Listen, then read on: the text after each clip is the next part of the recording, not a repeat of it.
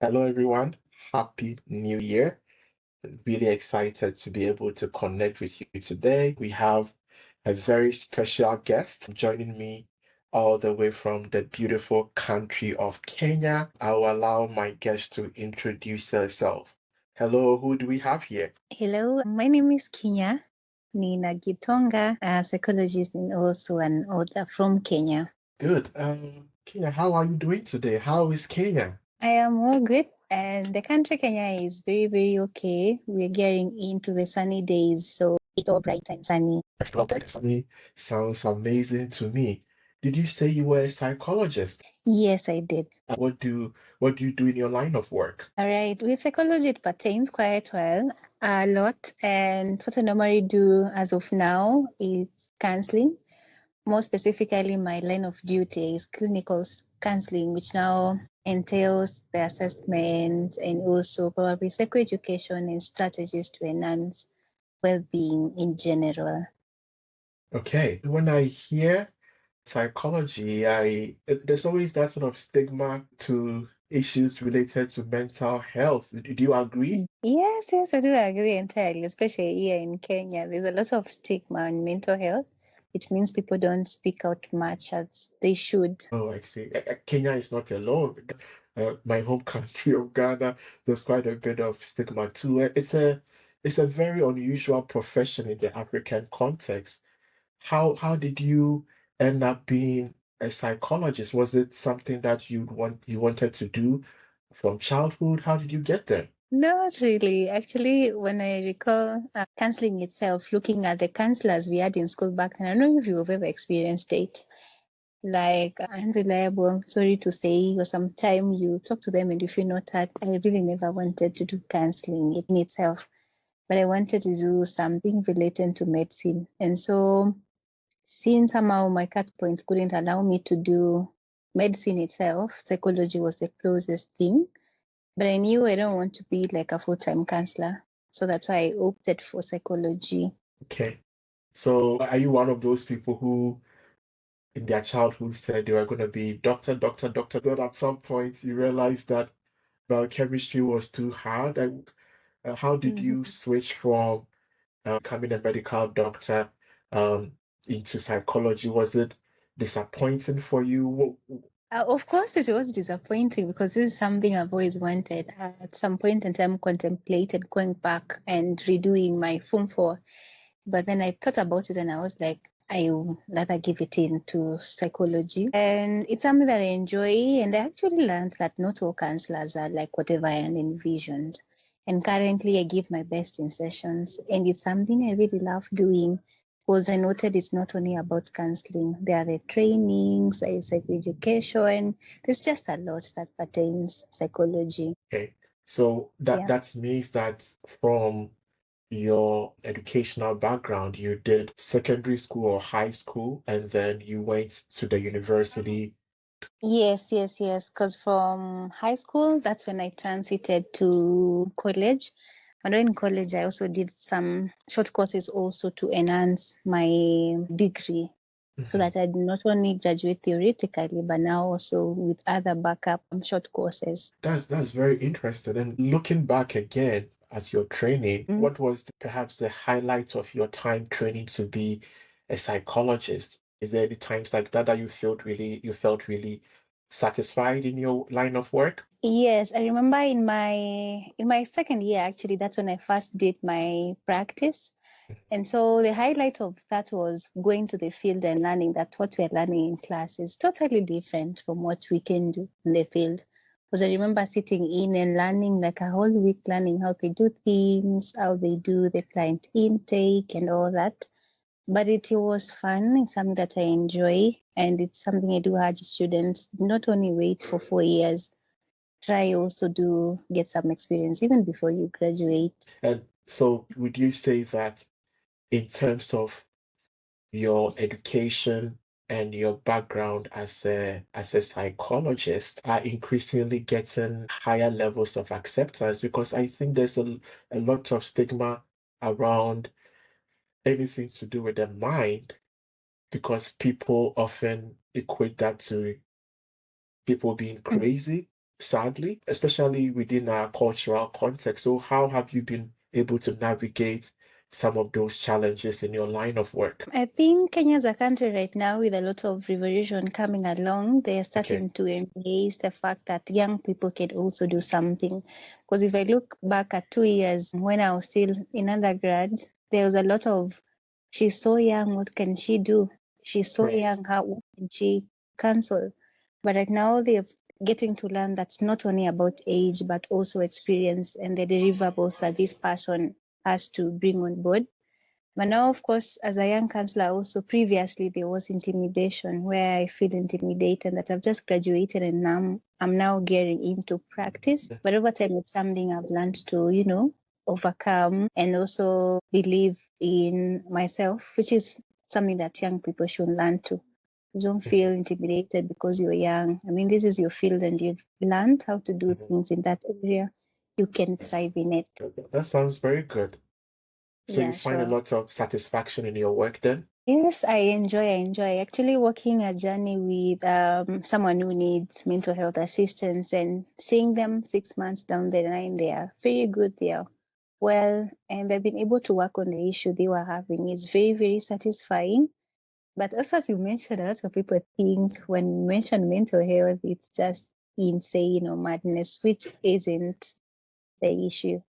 You could also see a counselor to maybe consult, to, just vent and learn new ways of probably handling conflicts amongst other things. We don't need to be insane to seek mental health services. So let's assume that you are a 20-something-year-old lady with a counselor and a psychologist.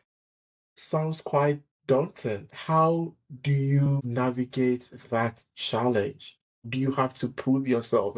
And how do you do that to show that you are capable, although you don't have gray hair or a long beard? I think you don't have to prove yourself. Your services need to speak for you. Okay. Because in counseling, there is a lot of referrals where you did family therapy. This family will tell the family that they were seeing a certain psychologist to work with them quite well. Not only giving your best because of referrals, but because of professionalism and now also owning your career. I mean, this is something that I really insist on doing a career that you love or you're passionate about, because that makes it easier for us to give our very best. So I would say I take pride in giving my best when I'm training, giving my best if it's counseling. Also, when I'm into research or writing my books, I also give the very best that I can because I believe in whatever you're doing should speak for you and should be a life changing to someone else. Because every career is more of a calling, and everyone needs also to feel value for their money. If someone is investing in your services, are they getting the value that they should? Yeah, I think now with that also people get to believe in your brand and your services. That's very wise. How did you come by all that wisdom? Well, Is it from your family? Is it from your grandparents? Is it Well, I would say learning from family, of course, and I would say my grandma as well. I learned a lot from her, but now also having mentors, people who have been here before. Because if you look at every career, there's someone who's been there before you. So what sets you aside maybe from them who are there with me. Now, I also incorporate a lot of mentorship so that I can learn from people who have done it before. Yeah, and of course, supervision as well. It does assist because you find that maybe I'm having a challenge on something. Whenever I go for supervision or training, I learn how to go about it in a better way. right? You didn't make a point that you give your best when you are writing your books.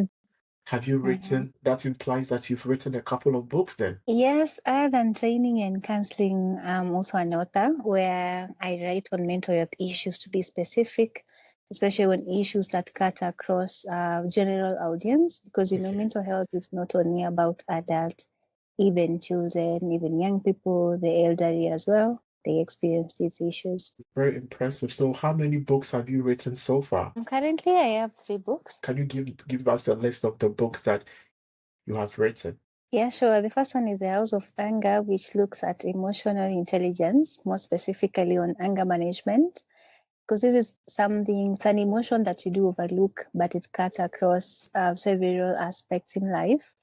And the second book is Thrive, which teaches us on being present and mindful, especially in our world where there's a lot of things going on and people are barely mindful, not only of things around them, but also on themselves. And now the third book is Strong from Within, which teaches us on how we can handle mental health issues and setbacks which we face in life. So the first two books, The House of Anger and Thrive, are also available in Swahili, not only in English, but also in Swahili. Good. Do I get a free book from being your interviewer today, or? Being the very first guest for the year 2025, you I should get a get a free. copy. Okay. Yeah. I think that's quite laudable in terms of writing the book, because I think not many African professionals, irrespective of their age and stage of their career, have Mm-hmm. committed to writing books and sharing knowledge using that particular medium. I have Mm-hmm. had the idea of writing a book for the last decade, and that dream hasn't materialized yet.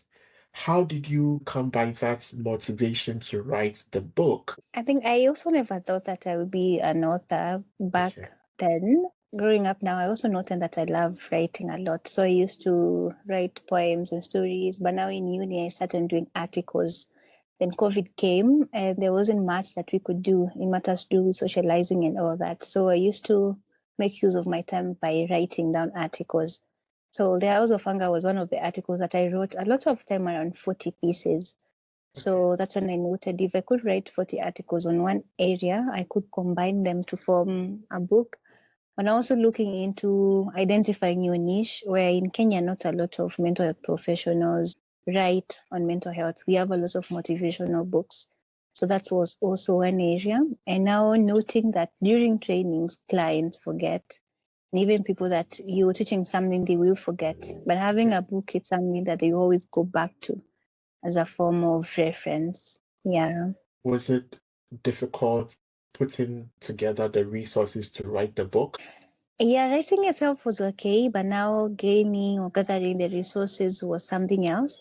And also identifying a good publishing house was also an issue. Do you get a lot of market for your book? Are you selling millions of copies? How is the market for the books? Books market, especially in Kenya, it's very poor in a country where most of the people they don't invest in reading. Mhm, In a country where the reading culture is very poor, I would say the mhm, market isn't doing well.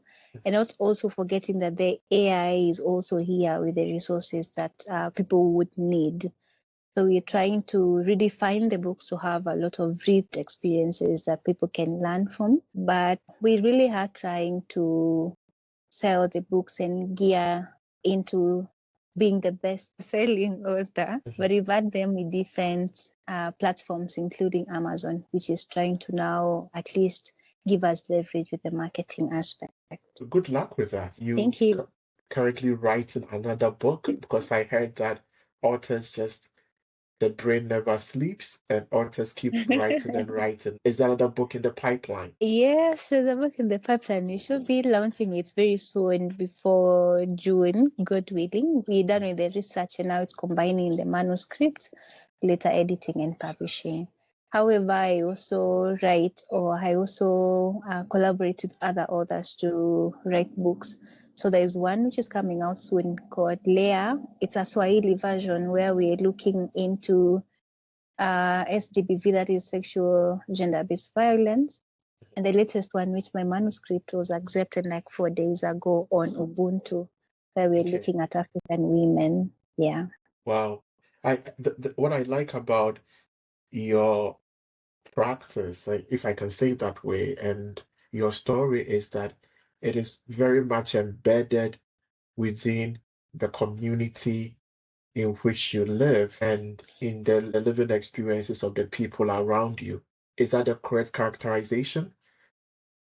Yes, because I would really love to write for the global world, yes, Mhm. but now also I would rather start from the grassroots where I am and addressing the things that my people are facing. Do you find Yes. that there's a lack of amplification of the voices of the African in the mainstream psychology or counseling literature then? Yes, there's a lot of lack of the African voice because we also find in counseling most of the theories we use are westernized. And now the African person or the Kenyan person is not able to identify with the Western context. So that is what I'm actually trying to do to add an African touch with it in it and also examples that people can relate with. Yeah. Okay, thank you. Thank you for sharing that. Surely, with your counseling and book, those are the only social community activities that you do. Hope you don't have time for any other community development activity. Do you do anything else? Yes, I do a lot, especially for the community. No way. How do you find the time? Balancing time. I write every day in the morning before I leave the house because now once you've stepped in, there's a lot waiting. Bearing in mind that I'm also back to further my studies, so there's a lot going on. But I definitely create time for community events as well. Okay, so in terms of your community involvement, are you using your skills as a counselor, as a psychologist to promote the well-being of your community in any way at all? Yes, I am. 2 years ago, we used to do a lot of events in Nairobi where we just try to source funds. Then we visit the underserved areas, more of the slums. We do part donations. At times, we also do for them book banks where people donate books. Then we start a community library. But last year, we now geared outside Nairobi into the communities up country where we're trying to create awareness on mental health using football as a way of bringing young people together. But just before the match begins, we have counselors on board trying to create awareness, offering services. And that's what we've been doing the whole of last year. So this year, we're looking forward to now equipping the community health workers with mental health skills because we realize that they need it. At times, they are able to identify people having these issues, but they do not know what to do with them. So we're trying to empower communities in ways that we can. So if you Yeah. say we, do you have an organization? Are you the leader of an NGO or something like that? What does the we mean? Yeah, when I mentioned we started an organization which is called Sound Mental Health. And in Sound Mental Health, I have a team that I work with, and we've been doing that for 2 years now. Okay. So it is with the assistant now that you're able to organize these events. And we do not mind partnerships and collaborations, actually. We're very open to that because it's through this that you're able to reach out to several other people, which amplifies the impacts that we have at the grassroots levels. Okay. I heard you say you were in school, you've written a couple books, you are in the process of writing more, you are launching a book, you are the lead for the Sound Mental Health Organization. That is a lot of good activity on your plate. Where do you find the motivation to keep going? Well, so the motivation is from within, as I would say, strong from within. My major goal or satisfaction comes to minimizing the stigma that people have on mental health. And I think that's what drives me day in, day out to know that there's someone who has learned something about mental health. There's someone who has learned to speak out is not weakness. I think that's what keeps me going on a day to day basis, looking forward to a future where people embrace speaking out and seeking help on mental health, because this is something that is real and it's soon going to be a pandemic if nothing is done about it. So I also know that my effort or what I do, little is more. With my effort, someone else's effort, that I will get to bring on board impact. Are you hopeful about the future of Africa then? Yes, I'm very hopeful because when I look at Kenya 5 years down the line, we didn't have a lot of sensitization on mental health. And look at where we are at right now, things are getting better. So I'm very hopeful in 10 years' time, things could have been better. I am really enjoying our conversation, but I think because today is 7th of January, the year is still quite young in that sense. Very Just true. assume that I am one of your psychology patients, and I walk Mhm. into your office, um, and I come to you and I say, Kenya, I want to have a very productive, mentally sound 2025. I want to thrive and achieve my full potential. What will be some of the important pieces of advice that as a counselor you would give me this week or for the year? Let me put it that way. One of the things that I won't say, or one of the things that I'm really insisting, even on my social media audience, is being grateful, because a lot of things that we take for granted, and most of us are actually never mindful. We're not here and now. We live in the present and worrying about the unknown. So one of the things that I really insist on is taking time to realize things that are working around us, being grateful about them, and now also filling your cup. That means being there for you and attending to your mental health needs, practicing self-care.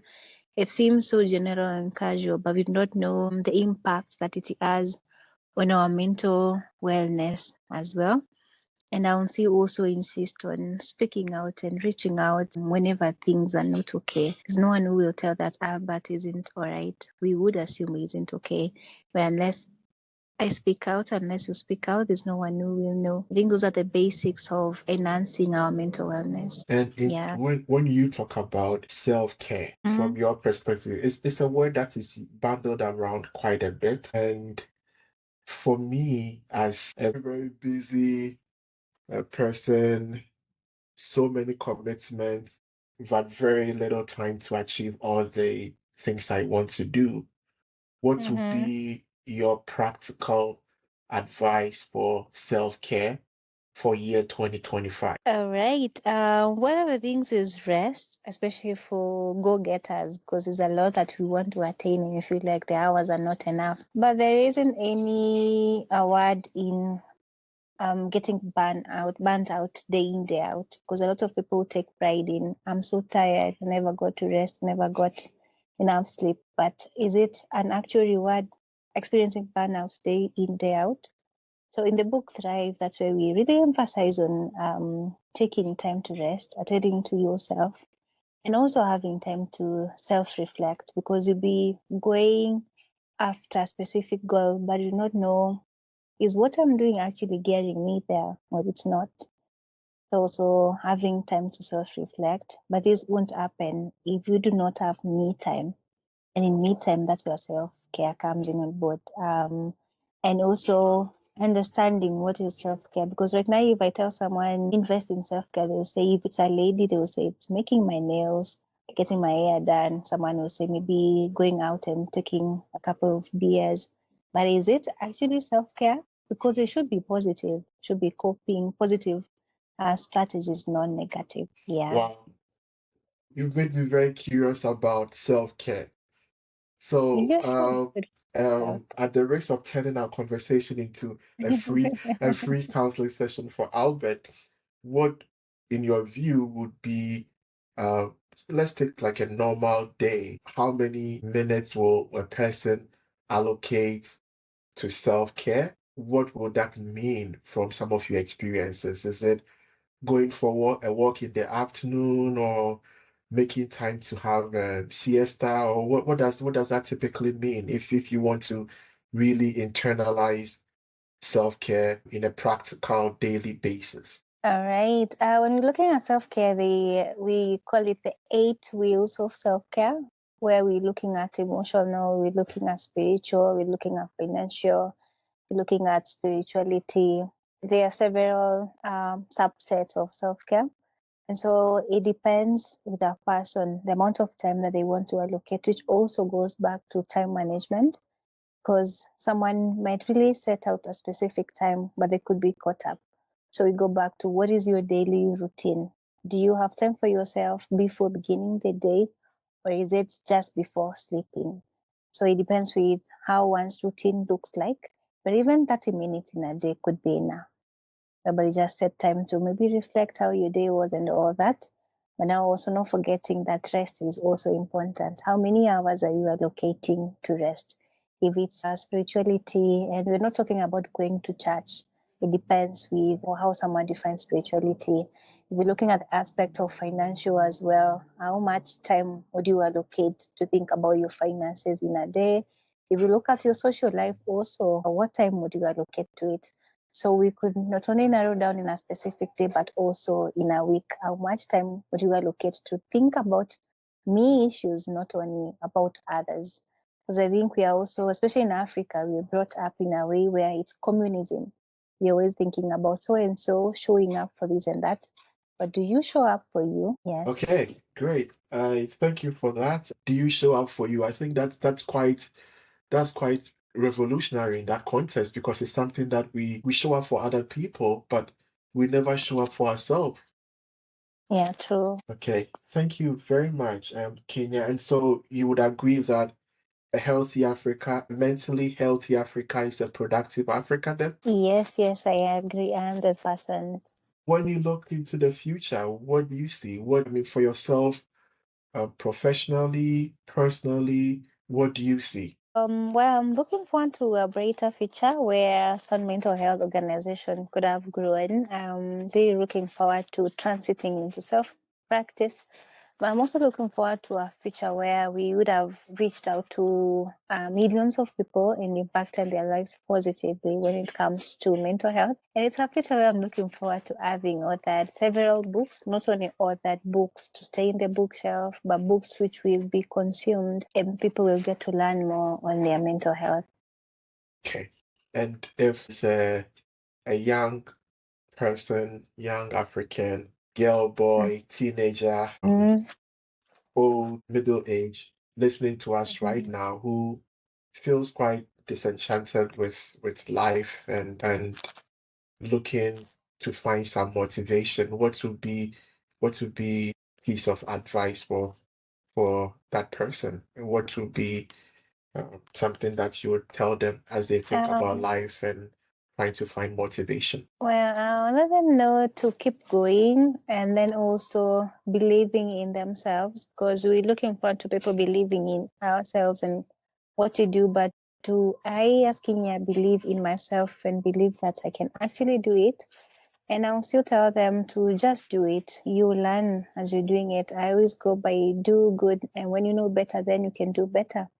But now we cannot know this better when we do things on ourselves. So also having a mentor, someone to just show you around is very, very okay.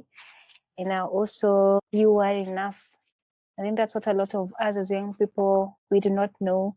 But actually you are enough and you're good as you are. You don't need to have people feed you with negative things about you. Negative criticism is okay, but still you are enough. Perfect. I feel much better talking to you. I feel like you are the counselor that I always needed. So thank you for taking me through a treatment session. Thank you for You're welcome. sharing your knowledge, your life, your experiences with myself and my guests. Really, really appreciate the time. And I hope to have you back sometime in the future when Yes. the story has evolved further. Yeah, definitely be looking forward to hearing from you. And in case someone will need to consult or check in, or maybe partner with us as well, they could reach out on social media and also through our email. Okay, perfect. And how do I get my book? Do I have to fly to Kenya or you send it through the mail? Anytime that you visit Kenya, feel free to get a copy. Thank you very much, Kenya. It's been a pleasure talking to you, and thank you for sharing your time with us today. You're most welcome and thank you for having us. And I'm also wishing a very mentally healthy year for each and every listener who gets to listen to this podcast.